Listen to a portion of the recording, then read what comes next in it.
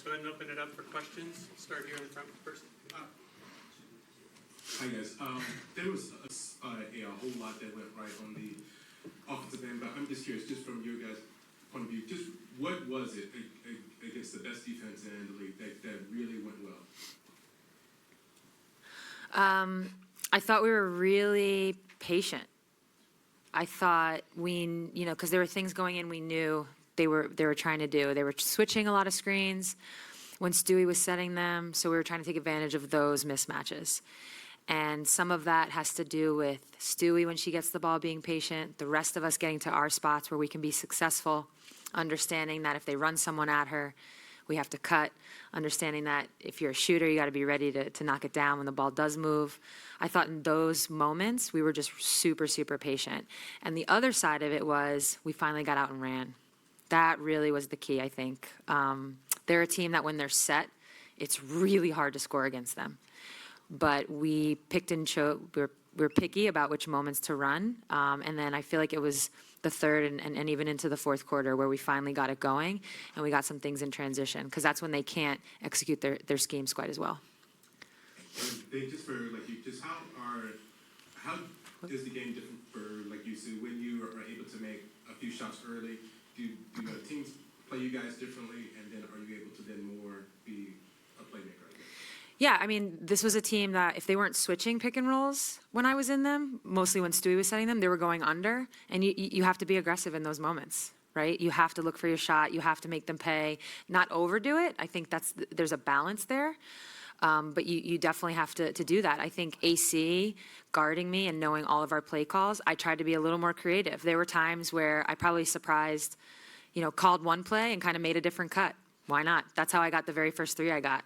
I just kind of remixed it because she knew which spots to get to. And that, I think, also against this team, what we did, against Washington, what we did as a team was have a little more of an open mind, understanding they were going to try to take away certain things because they knew our play calls. So you just got to be able to remix it. And Stewie, in game one, Shakira Austin and Elena Deladon combined for 38 points. Today, you guys held them to 14. Just talk about the defensive job you guys were able to do on the post players. Yeah, I mean, I think that as a collective, everyone did really well guarding Elena. She's tough, and she really gets to her spots and can elevate over people and knock down shots. And we just want to make it hard for her. And for Shakira, it was just her rebounding, and she still had 8 rebounds, but she's aggressive, and that's the way she kind of cleans things up. And as Sue was talking about, knowing that these people are really good offensively and making them want to play defense too. Making them be in positions that they don't want to be in. And Sue, late in the game, you got the breakaway steal, got past Deladon for layup, and it was really animated after scoring that. Just talk about what this moment means for you. Yeah, I mean, I only have so many games left. What today's win did was obviously push us into the semifinals. It also guaranteed us more home games. So that was definitely in the back of my mind as I entered today. It wasn't some overwhelming motivator, just kind of a thought that I had as I entered. Simultaneously, none of us wanted to travel. I mean, I said that on the court. It's a big part of it. Now we have all this rest. We have all this time to prepare. Knowing that Vegas had already advanced, so they were definitely going to get that rest and that time. So, being able to stay home and not having to travel cross country is huge. So I think it was just all of that emotion in that moment. Because I kind of felt like once, even though they scored like the next 2 possessions, that steal just felt like a moment, like we got, like this is over, For Jewell and Stewie, I'm sure you guys are never surprised by anything that Sue does, but this is a season high for her in scoring, season high for her in assists. What was your reaction to what she did out there and what, at this stage in the playoffs and this stage of her career? That's what she does. Yeah, no, it is. We've been around her long enough, played with her, and I mean, she's greatness. And I think even on the layup, me and Stewart were like, "You good, Stu? You got it." It was just like, "Yeah, you're good." I mean, it's. I'm looking like the Flintstones. Yeah, it's going. It's just amazing. Sometimes I find myself just watching because it's just the way she picks apart things, and I mean, yeah. She's the GOAT. I don't know. Yeah, I mean, we expect it. You said it was the season high, but it's not shocking to us the way that she can dominate a game from a lot of different ways, whether it's scoring or getting us open or things like that.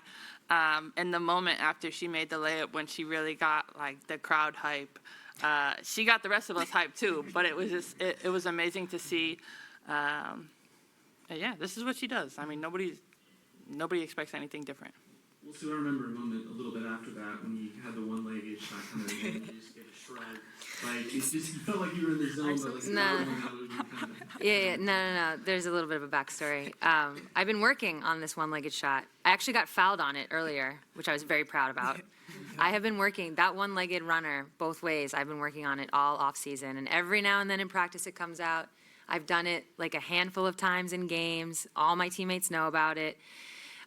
So that was just kind of me having fun at the end. The shot, obviously the shot going in or not going in wasn't going to make or break the game. And the shrug was actually to Ryan Webb, because he's the one that I was working on it with in the off season. He was in the crowd today. And I could see his arms up because I did it at all. And I was like, I wish it went in. So that was just like a playful moment, because I've legit been working on that. Maybe if I played a couple more years, it would have been my shot. Hey, so I just want to go back. You talked about how important patience was, Mhm. and how important is that going to be moving not only to take the great win today, but going into the Forward, series yeah. in Vegas? Yeah, it's always a big part, or a big important part of the game. I think we're a team that for many years like to play really fast and like to surprise teams in a way. And now we have a different style, and that has evolved. And part of that is to be a little bit more patient in certain moments. Especially, I mean, the big factor here is that teams like to switch pick and rolls with Stewie. And so we have mismatches, but we have to be smart with our spacing, with when to attack it, all of those types of things. Vegas is a team that switches a lot. So I think patience will be important. So, I say that out one side of my mouth. The other side of my mouth, you still have to be able to surprise teams and kind of get them off balance. So you have to have patience, but you have to be smart, because sometimes you can quick attack. And this is for you too. The Mr. Coach brought up something that stayed with me. He said that Sue, everything else she does facilitation is wonderful, but he said her ability to understand and study the game, is that something, I mean, we don't get to see that. Is that something that's underrated that we really don't see in her preparation for the game? Yes. Absolutely. I mean, Like film study and stuff. yeah. I mean, of course, you guys don't see it because you're not like in the locker room or things like that. But, for example, when we're breaking down DC after game one, obviously Noe's talking, but also Sue is talking. And Sue's saying what she sees just as a player on the court, seeing things from a different perspective, from a player if she's not in the game, and at the same time just from watching the film, realizing that, yeah, we were really trying to get the ISO at the top, and Sue telling people like, hey, this spacing isn't right. We need to be here. And yeah, we hear it from Noe and the coaches, but when you hear it from Sue, it hits a little different because she's Sue. Yeah, you're gonna get to the spot. Stewart, saw you glancing at the box score. Did you have any idea you were that close to a triple-double? You were close for like a long time. I know. I looked up, I was like, ooh, she's close. I'm not gonna say anything. Tell told me with like 2 minutes left, she was like, you need 1 rebound and 2 assists. And I was like, we'll see what happens. But no, Sue said to me at halftime, just like the ability to kind of make plays for others, especially when my shot wasn't going in, and understanding that the paint was so clogged and just finding the open person. But yeah, I was close, but I didn't get it, so. And then what time were these Delta notifications popping up? Like the last 48 hours. Oh my God. God. Be Just prepared really for your flight to reminding- Dulles. Just really reminding us of what was at stake here. No. Like, it's terrible. We want our miles. No, I do not want to check a bag. I wanted to ask about the defensive game plan and what you all were willing. I mean, you gave up 14 threes, but Della Darn was held in check. Natasha couldn't attack the basket. Just what were you looking and what was the give and take defensively that you were hoping for? Go ahead. You wanna go? Oh. Yeah, I mean, they have a game-changing player in Elena. They have three-point shooters. So it's tough because, there's some mentalities that say, oh, Elena's going to get hers. Like, let's do what we can, but she's probably going to get hers, so let's not let other people get off. Then there's other mentalities like, let's make it as hard as possible for Elena. I thought what we did from game 1 to game 2, just changing it up, giving her different looks. Game 1, we jammed her a lot everywhere, went under pick and rolls and jammed her a lot as to not disconnect, not have our post player disconnect from her. And then when she got it on the block, we double teamed her. Today, we switched a lot. So now we understood, okay, she's going to have a guard on her, and we're still going to have to double team her. But then late in the game, we actually just said, every man for himself. Like, everyone guard your own player, no helping. And I think what happened was because we did give up a bunch of threes, because of the way we were guarding her, we thought, all right, time to stop doing that late in the game. We ended up giving up one, which kind of sucks. That happens. But I think the good news is we made it hard enough where we could overcome those threes that they hit. And they did a great job. They did. They made us pay in the rotations that we were in. So it wasn't an easy game, but we made just enough plays, got just enough defensive rebounds, particularly in the fourth quarter. Let's take a couple on Zoom. Christos, go ahead and kick us off. Hello, ladies and gentlemen. Stewart, today you first what kind of testament for your effort as a team was that?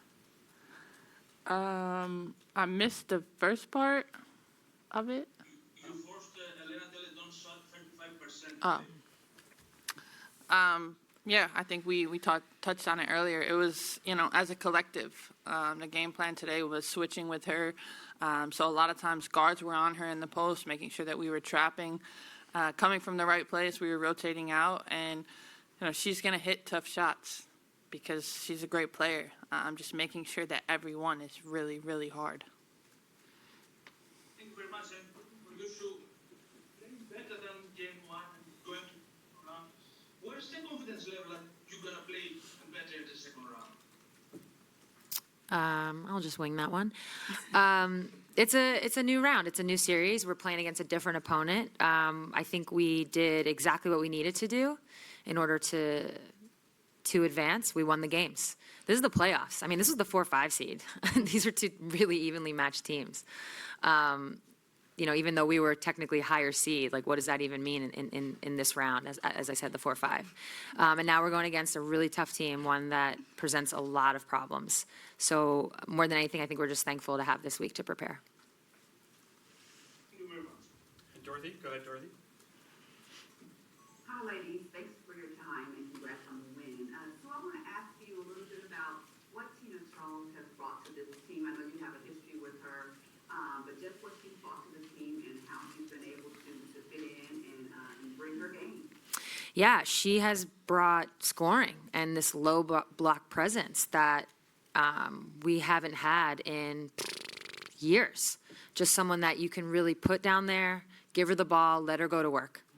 And it really changes things for our team because I think in the last couple of years, I mean, we've had success with it, but over the last couple of years, we've been very much a perimeter type team and a three-point shooting team. And there were times where we would play games and it would be like our first 10 shots were threes. And now it's like, okay, there's moments within the game where you're like, all right, we need to get a bucket. Let's put Tina on the block. And that gives us just it makes us way more versatile. The fact that teams double her opens things up for people. And I think, what we've learned in the last, 72 hours or so is she's really hungry to win. I mean, the way she reacted to the first playoff win, I think is really telling. And I think, here you have 3 people sitting up here who have been to the playoffs the last, however many years. And it's really nice to see it through Tina's eyes. It kind of reminds you what this is and how special it is and not to take it for granted.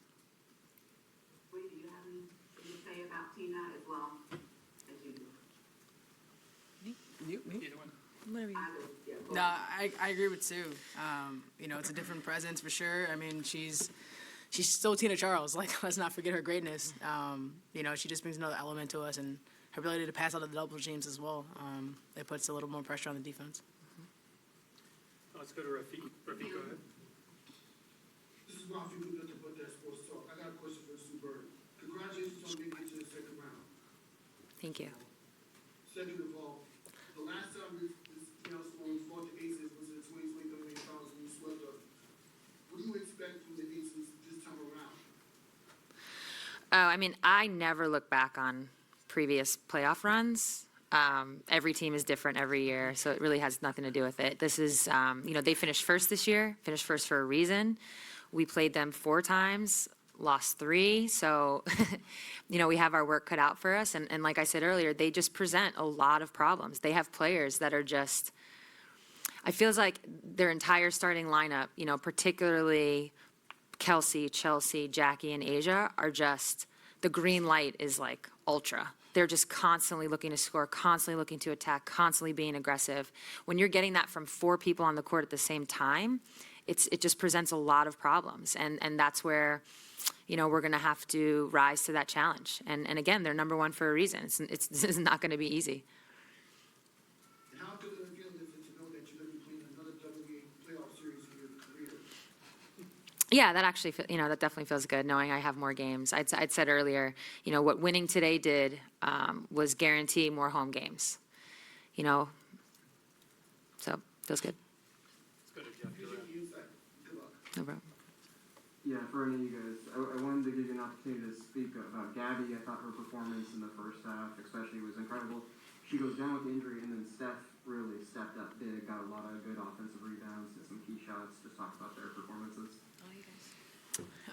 Yeah, I mean, Gabby has been our Army switch knife. She's her ability to attack, rebound, play defense. I mean, she's so versatile. But then Steph does the same thing.